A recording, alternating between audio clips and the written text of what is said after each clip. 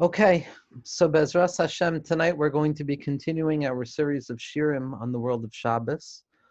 And like we spoke about last week, we're still preparing ourselves to enter into Shabbos. And this week's class is going to be the second shir out of 3 on the inyan of Erev Shabbos. Now, what we spoke about last week was that as the darkness of the week, the doubts of the week, the difficulty of the week, the shtus of the week, as Chazal tell us, that cloud the mind, that block knowledge, that block the ability to see clearly. Even though our eyes are opened, we can't see through the thick mist of this world. And in order to move away from that, we have to gird ourselves and strengthen ourselves for the very real fact that as Erev Shabbos comes in and the death of the week begins to take hold, darkness and all of its synonyms and all of its practical applications to us in our individual lives as well as our collective experiences begin to attempt to surge and to block out the possibility of entering into Shabbos. Because as we know, as our Svarim HaKadoshim tell us, as Chazal tell us, that on Shabbos the fires of Gehenna pause, that the neshamos that find themselves in Gehenna, and we know that Gehenna, or hell, is not simply a concept of he'edar, of lack, or negation of experience, as the Maharal describes. It's not simply an experience that stands at the ready, lo aleinu, to be experienced in whatever way it is at the end of one's life. But a person can also find themselves living in hell, as Rabbi Nachman told us. As Rabbi Nachman says so powerfully, and we've taught this teaching in the past, that he believes very much in Olam Haba. He doesn't have a difficult time believing in a world to come, in a station where a person will be rewarded for their efforts. What he has a more difficult time believing in is Olam Haza, this world, because all he sees, says Rabbi Nachman, is suffering. The rich suffer, the poor suffer, the sick suffer, the healthy suffer. And this suffering blocks out the possibility of Olam Haza, because all I see, Rabbi Nachman says, is Gehenna. So when Shabbos comes, there's a psika to Gan Eden, to Gehenna. Gehenna stops. The fires of Gehenna stop burning. And a person is able to enter into Kedusha. And as the fires see that they're going to be extinguished, they begin to rage even stronger, which is the secret of what the Kamarna Rebbe taught us, which is that the biggest darkness in a person's life, the biggest yerida in a person's life, comes about specifically on Erev Shabbos, because commensurate with the level of Kedusha that is incoming, commensurate with the power of faith and Yishuv Hadas, which is incoming, so too will the darkness that precedes it strengthen itself. The Baal Shem Tov HaKadosh teaches us, and this is written in the Toldos Yaakov Yosef in a few places, and it's brought down by other Talmidim as well, that there's a Gemara that says, Hameis be'erev Shabbos simin yafelo, that someone who dies on Erev Shabbos, it's a simin yafa, it's a good sign. So the Baal Shem Tov HaKadosh asks the simple question of why is that a good sign? You know, death is never a good thing, but what's specific about death on Erev Shabbos that's unique?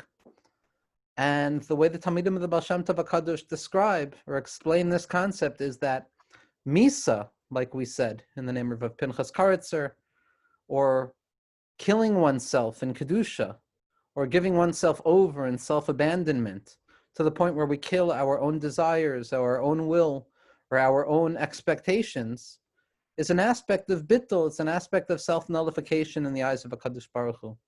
And someone who kills themselves on Erev Shabbos, someone who experiences that bittul, that hispatlus, that self-abandonment into the incoming lights of Kedusha that are burgeoning and growing at the horizon of our experience in Erev Shabbos, it's a simin yafa, because it means you're prepared for Shabbos.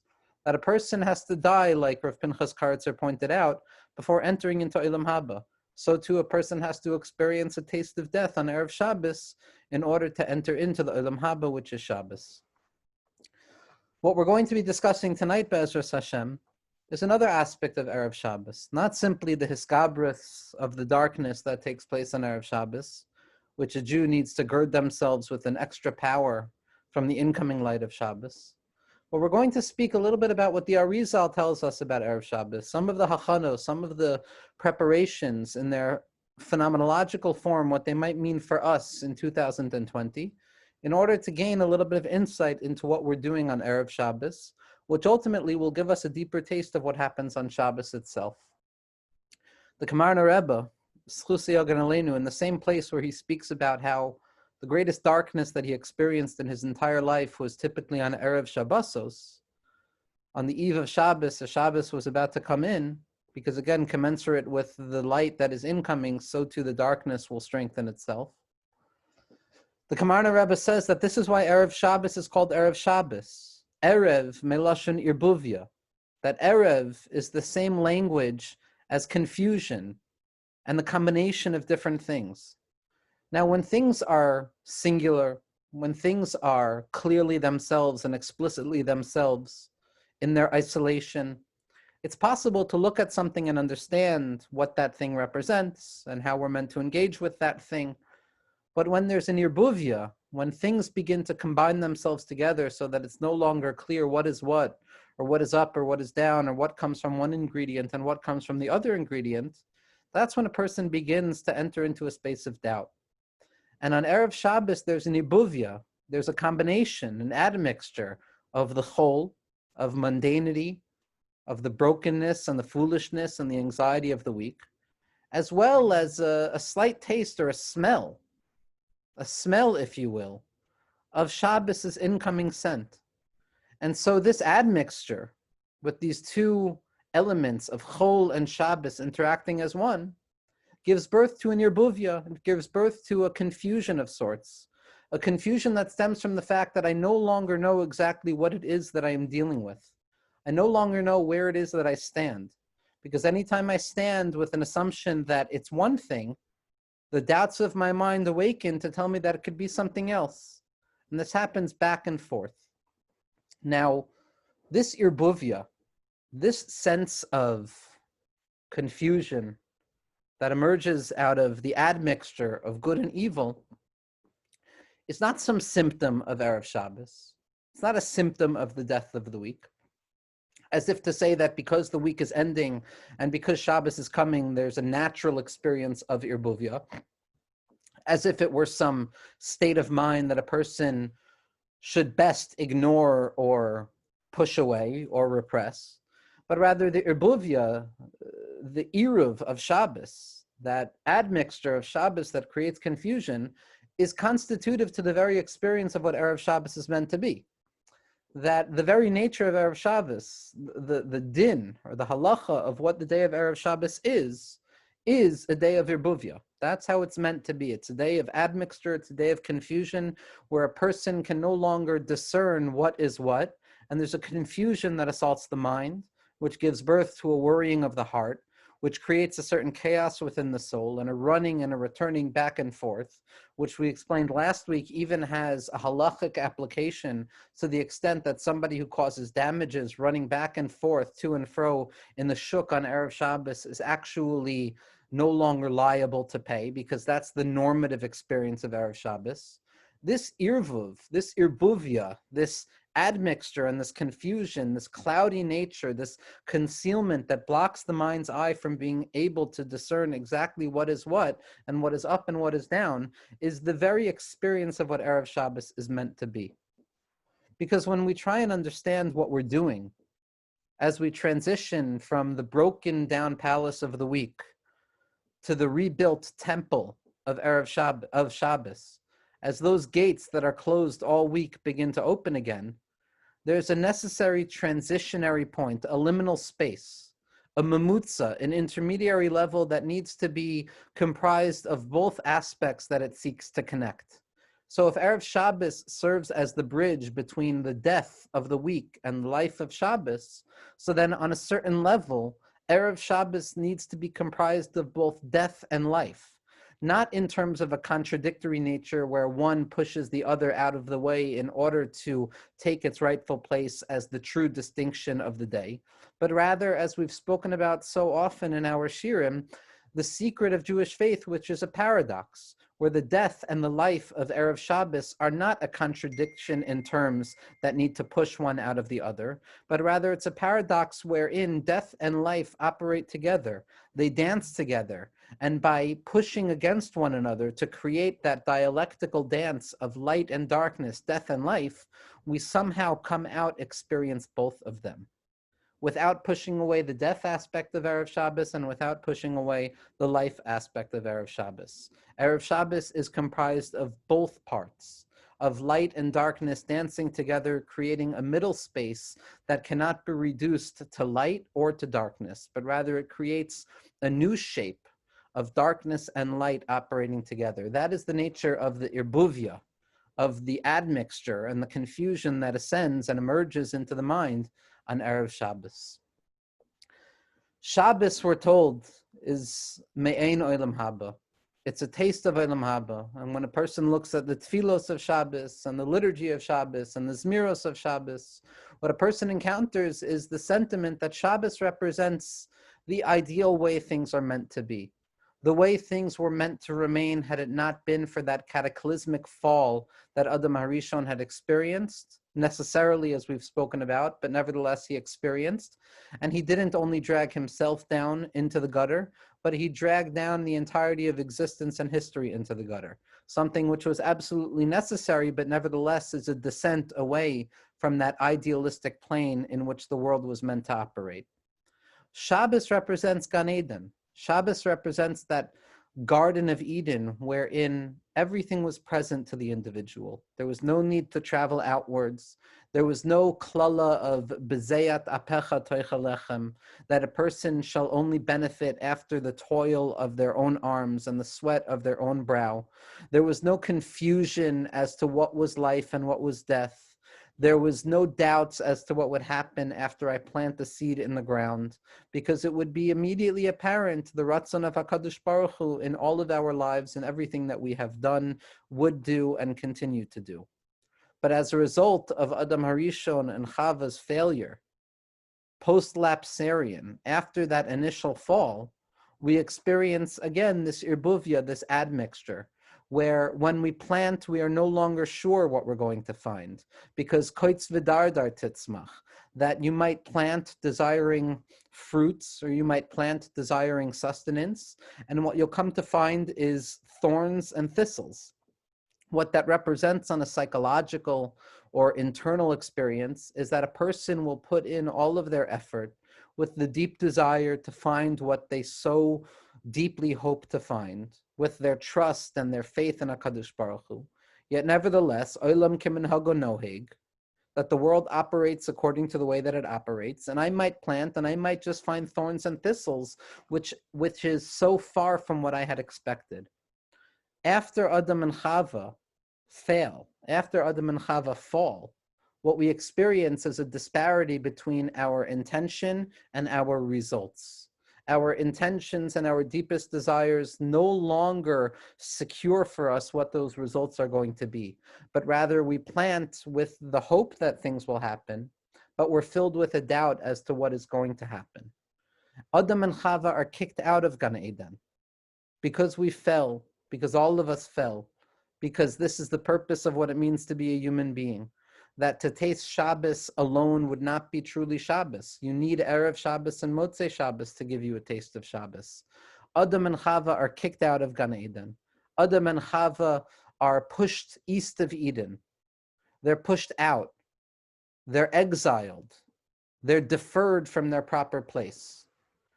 And in order to ensure that we don't return into that Garden of Eden, into that rightful idealistic state of things, HaKadosh Baruch Hu places the cherubim, the kruvim in front of the entrance of Derech Eitz Chaim, that re-entry point into Gan Eden, and those keruvim have a lahat ha'cherev ha'mesapechas, a fiery and rotating sword, or a rotating fiery sword.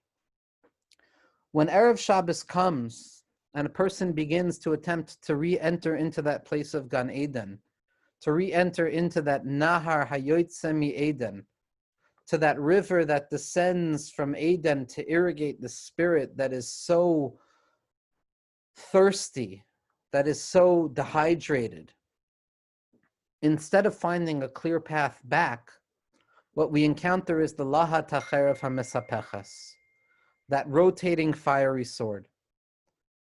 That rotating fiery sword that spins so quickly to the point that it appears to be a singular and sustained wall, blocking us from entering back into that place of Kedusha.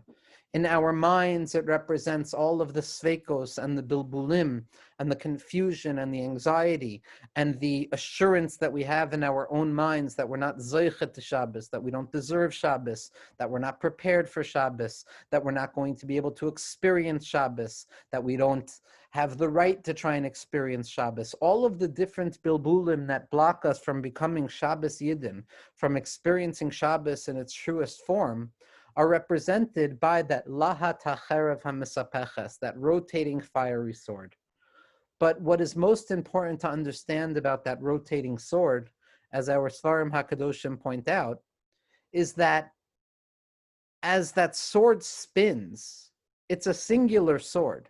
It's one sword. So it's not at every point in the spinning circle at every second.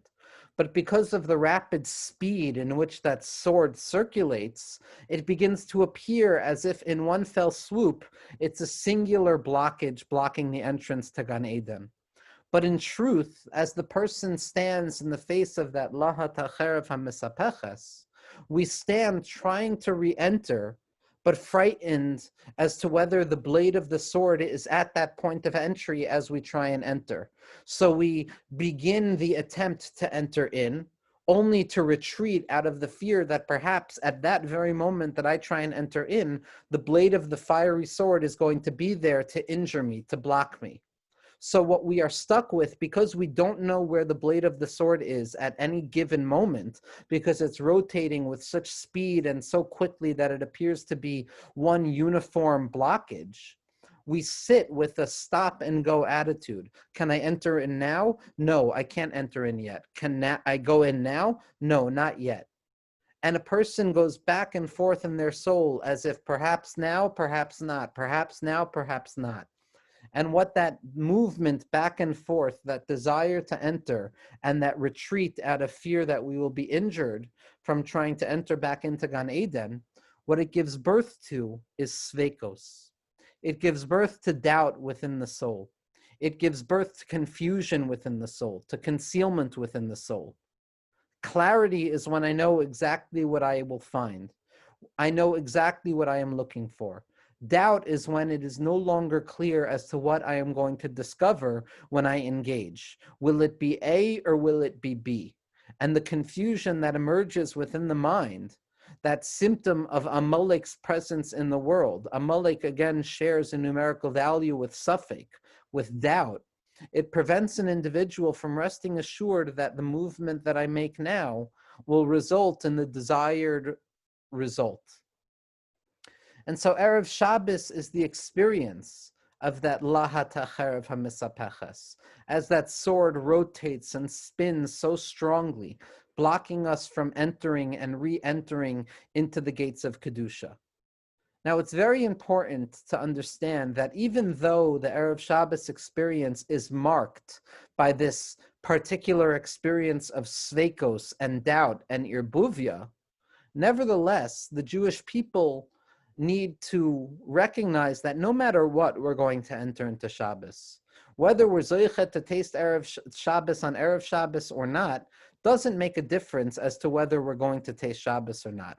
It's a fundamental truth that Shabbos will be felt by the soul. It's the deepest aspect of reality, that Shabbos comes no matter what. It's kviya v'kaima. It's not up to us. Yamim Tovim, Moadim are up to our calculations. We can make mistakes or we can miscalculate. When it comes to Shabbos, it's a light that comes from above us. It's a matana tova sheyesh bebeis ginzi, as HaKadosh Baruch Hu says. It's a gift that is rooted and concealed in the deepest concealment of what I have to offer you. A gift is received whether a person is prepared for it or not, whether we deserve it or not. It is an act of chen. It is something that is given over to the Jewish people. The simple question is whether we're prepared to receive it or not. When we look at the first experience, which we'll discuss, of Shabbos itself, we refer to it as Kabbalah Shabbos.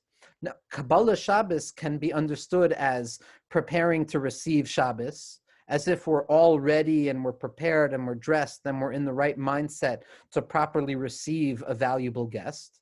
But there's another way of understanding Kabbalah Shabbos, as accepting the reality of Shabbos. When a person hears news that they're not prepared to hear, the psychological avoida is to be mekabel it, to receive it, to recognize that it's true. Even though I might not be prepared for it, even though it might not be aligned with my kalim at that moment. The same is true with Shabbos. Kabbalah Shabbos doesn't necessarily mean I'm ready and I'm prepared to accept Shabbos upon myself because it's all I've thought about during the week. Sometimes a Jewish person finds themselves saying, I need to simply accept the fact of Shabbos. I'm not ready for it. I'm not prepared for it, but it's a reality, and I don't have a choice as to whether or not I'm going to taste it, because it's here and it's present, and I can't run away from Shabbos. Shabbos encloses the individual. So as much as we speak about Erev Shabbos as this makom of sveikos, it's not chas v'shalom a doubt as to whether we will experience Shabbos or not. It's simply whether we can cultivate within ourselves that experience of Erev Shabbos, which is the psychological state of doubts and confusion and irbuvia, which will give us a deeper taste of Shabbos. If a person is zoichet to experience, like the Kamarna said, the moichin the katness, that smallness of mind and the anger and the confusion and the frustration that comes along with it, then the light of Shabbos will be even deeper. But even if we don't experience any of this on Erev Shabbos, we're still ready to receive Shabbos itself. This is something in truth that I've learned very deeply from my Savta, she should live and be well. Whenever I speak to my Savta, who has lived a beautiful and profoundly strong life of survival and pushing forward in the face of darkness and uncovering deep levels of light, no matter what is going on, when you bring up the concept of Shabbos, there's a menucha, there's a yishuv hadas, there's an exhale. As my Savta, I think, told me this week, that no matter what happens, I receive an neshama yisera on Shabbos. No matter what the week has been like, I'm ready to be makabel Shabbos. And at the moment that I light those candles, alt is git. Everything is good. Even if the week has been difficult, even if the concealment of the week has been overwhelming, creating the different sighs that we all have in our soul. As my Savta told me, and Amir Tzashem, I should be able to live with such an idea, is that no matter what Shabbos comes, whether you're ready for it or not.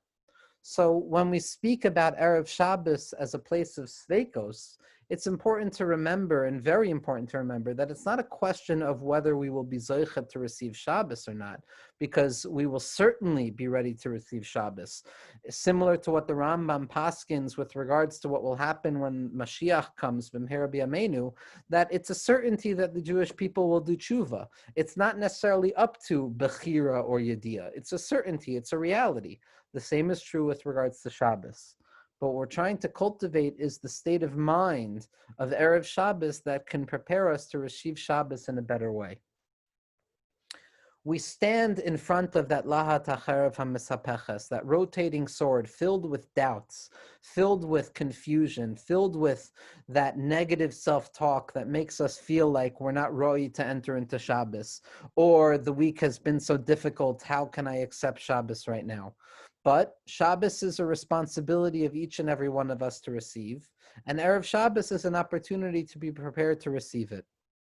The Ishbitzer Tzadikim point out that the reason that we were kicked out of Gan Eden was because we ate from the Eitz Hadas Toivera.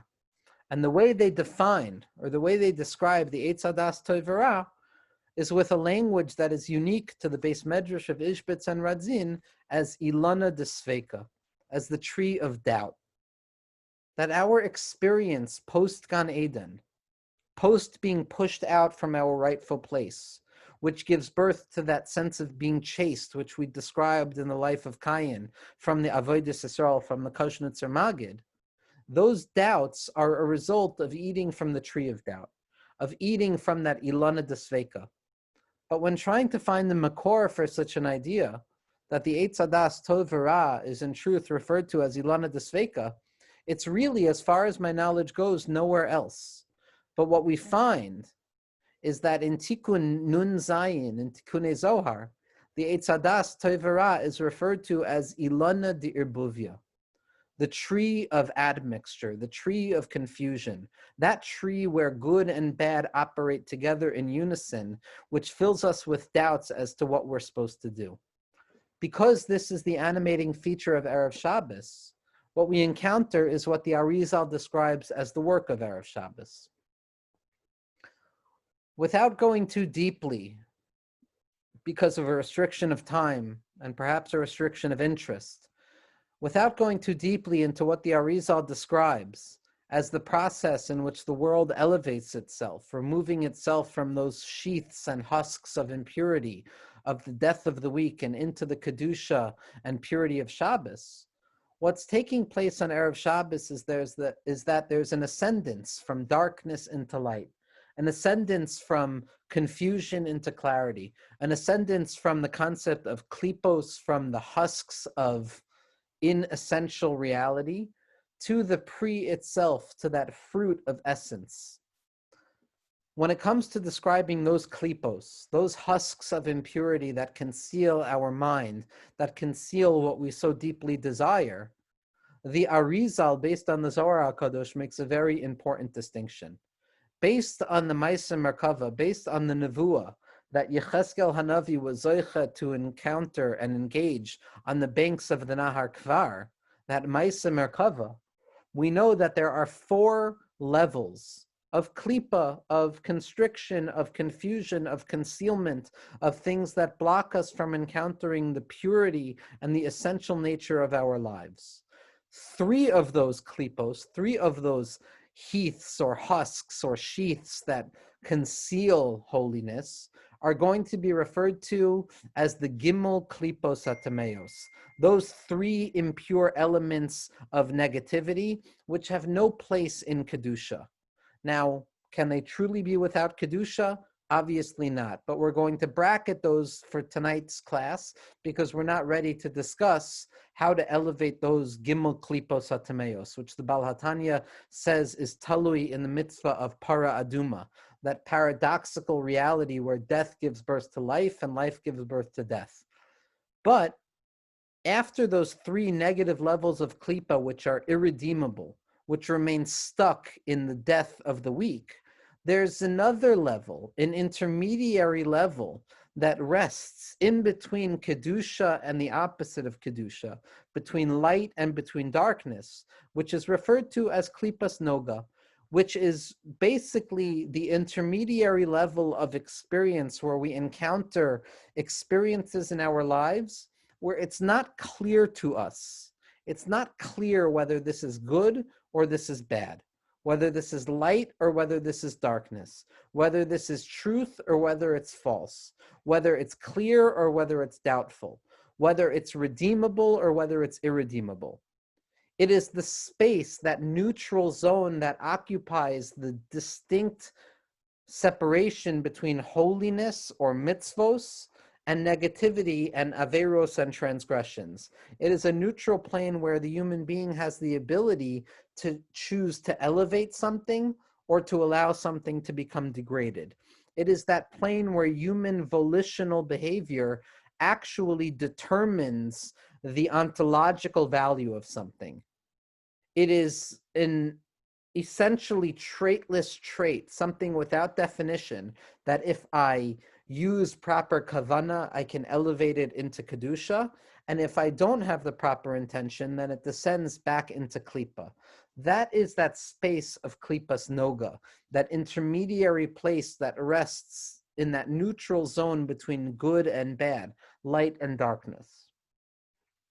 As those gimel klipos atameos, as that darkness of the week, that yegia of the week, that effort and that toil and that struggle and those doubts and the confusion and the foolishness and the anger and the shtus and the avodah zara and all of the different synonyms for the darkness of the week begin to recognize that their time is short because they are about to die and their fires are going to be extinguished. The klipas noga, that intermediary level, which still retains a certain possibility of redemption, desires very much to ascend as holiness ascends. It doesn't want to die. The parts of ourselves that are talui va'omed, that are in suffix, that are doubtful, that are irbuvia, good and bad working together, they want to ascend upwards with us on Shabbos. And part of Shabbos is certainly elevating those. But there's also an element on Erev Shabbos that needs to be pushed down. Part of the doichik, or the dechikas hasha'ah, or that kind of sense of urgency that Rav Kluger describes so powerfully with regards to Erev Shabbos, is that we need to kind of make sure that darkness and negativity and klipas noiga is pushed down to remain with the death of the week and not to enter in and pollute the world of Shabbos.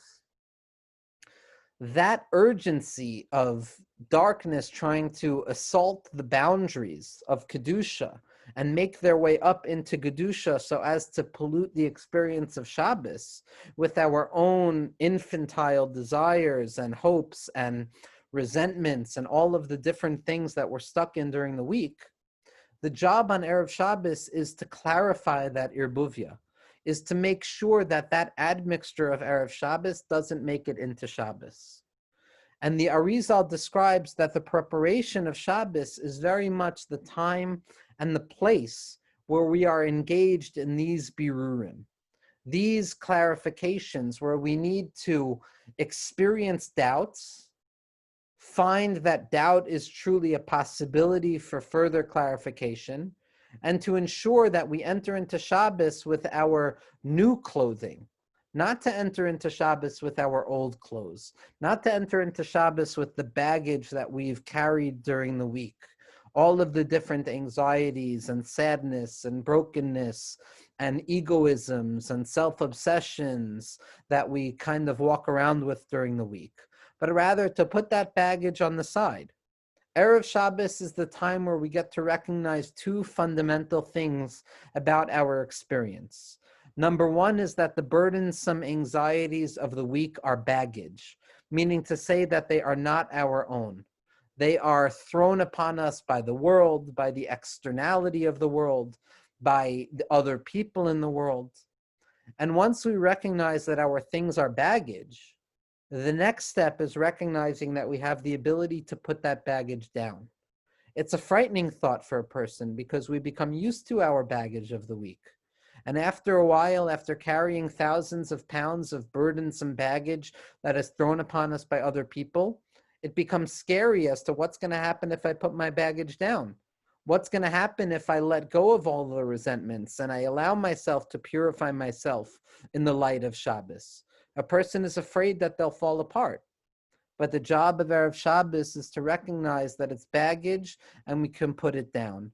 And even though we might be uncomfortable and our arms and our back might feel strange after we put down that burden of the week, nevertheless, when Shabbos comes, we'll be zoicha to taste the taste of Shabbos.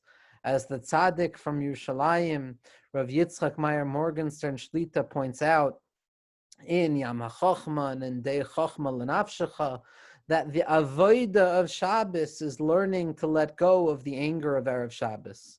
The avoida of Erev Shabbos, rather, is engaging and encountering that anger and that fear of letting go of our baggage and learning to let go of it.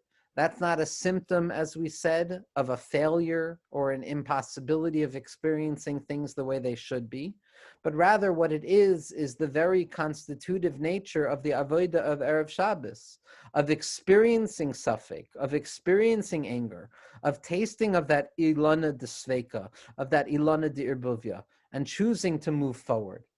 And how is it that we move forward?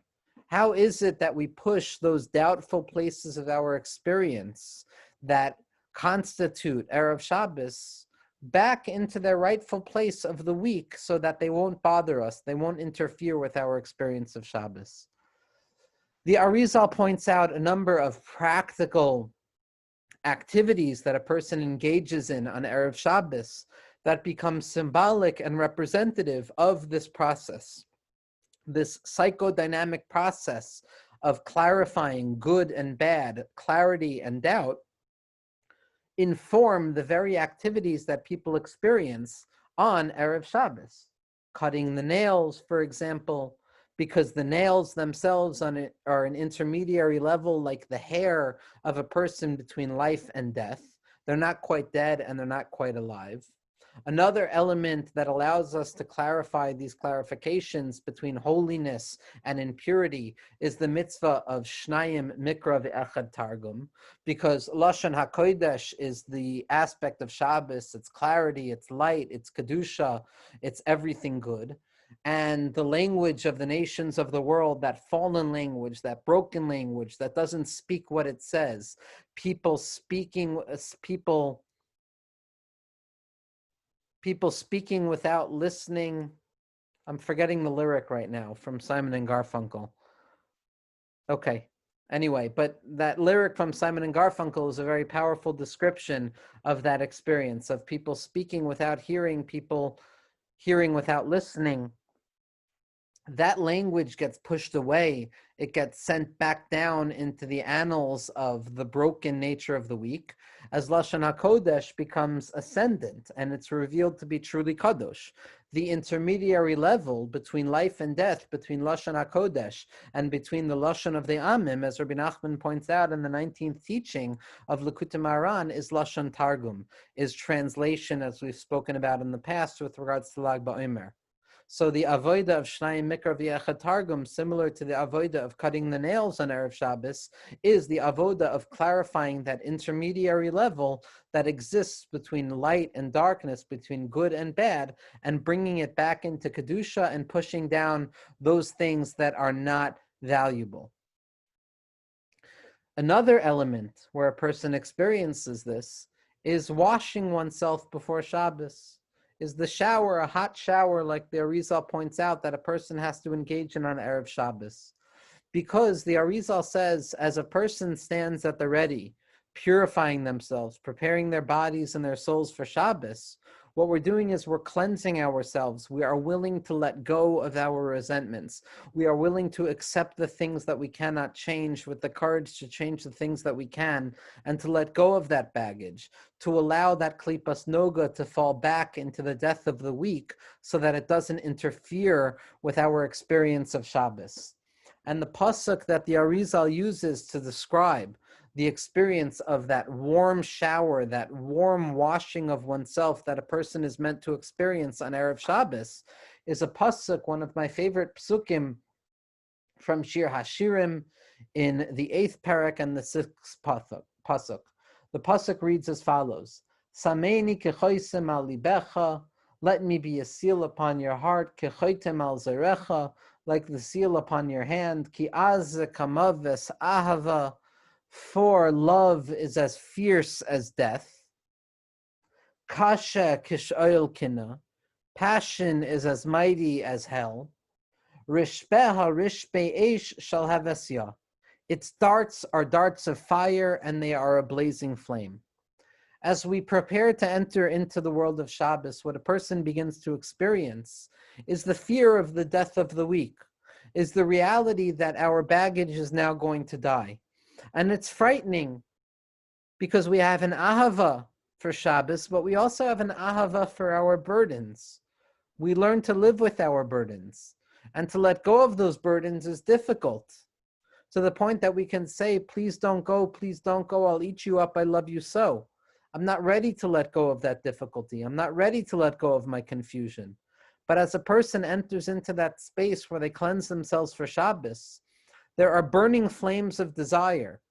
Fire, on the one hand, represents a difficult experience. On the other hand, there are flames of love, which represent connectivity, which means that Erev Shabbos is a paradoxical space of disconnection for the sake of connection, of removal of our baggage for the sake of revealing our true selves, of letting go of those things that we want to hold on to, with the deep desire that letting go of them will allow us to experience life in a new way. It's a paradoxical space that the Leshem Shavei Achalema describes so often, quoting this pasuk, as gevuros in their sweetness, as a difficult process of letting go of the week, of saying goodbye to the week, because we learn to love our master. We learn to love the burdensome nature of the week. We learn to love the confusion and the doubts that we experience throughout the week. But comes Shabbos, we say that the beauty of Shabbos is so deep and so great that we're willing to let go of all of those things. We're willing to let those warm flames of water that descend upon the body, which create and make realistic within the self that paradoxical pleasure through pain and pain through pleasure, that place where it's no longer clear exactly what I'm feeling. And we allow ourselves to let go of what is so difficult to let go of and enter into that place of Shabbos. Rabbi Nosson of Nimerov, in Likutei Halachos, in Hilchos Shabbos Halacha Daled Ois Hey, writes as follows: this is the aspect, Zebechinas Isser Halamitas Malachos b'Shabbos. The reason that we are not allowed to engage in those 39 malachos of Shabbos is because those 39 malachos are rooted in lack. As the Meor Einayim points out to us, Rashi says, Ma ha'olam chaser. What was the world lacking without Shabbos? It was lacking menucha. It was lacking rest and comfort. But the Meor Einayim points out that every act that we engage in during the week, during the death of the week, is ma ha'olam chaser. It is rooted in the fact that the way we see the world is through the perspective of doubt. Shabbos is the perspective of wholeness and fullness. There's moichin of chachma, as the Arizal points out and Ravitchemeyer Shlita makes so clear for all of us. The moichin of the week, the mindset of the week, is bina. It's the mindset of lack and deficiency. Ma ha'olam, what is the world? Chaser, it's lacking. The world of the week is the world of lack. And because we're lacking things, that's why we engage in the Lamed Tas Malachos that emerge out as a klala from Adam Harishon's failure. Ki kol hayagios shel kol halamed tas malachos, as Rabbi Nosson says, all of the effort that we engage in as a result of the 39 malachos, hu shemiyayigin atzmam latakin kol mine umnus, v'chol zen nishtaltel machmas hapegam shegarem she'en hakisei shalem, ve'en ha'mesuder kiroi shenimshach machmas klipas amalek zumas anachash.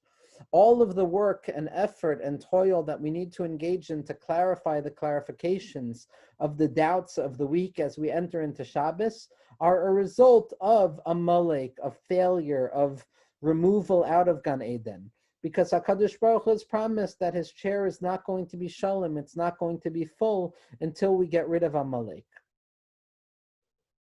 Umachmas elu hachilufin v'hashinuyim.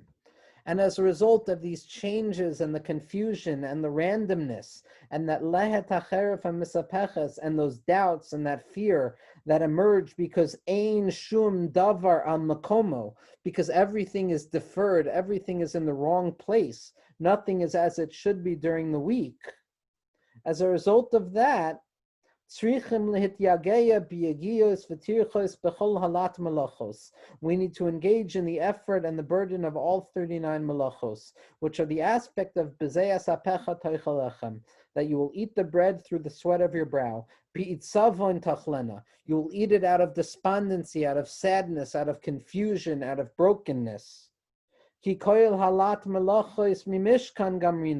Because we learn all the 39 malachos out of the Mishkan. And as Rabbi Nosson tells us, the entire necessity of the Mishkan, of creating a singular place for HaKadosh Baruch Hu, is because we're not zoicha to find HaKadosh Baruch Hu in our own hearts.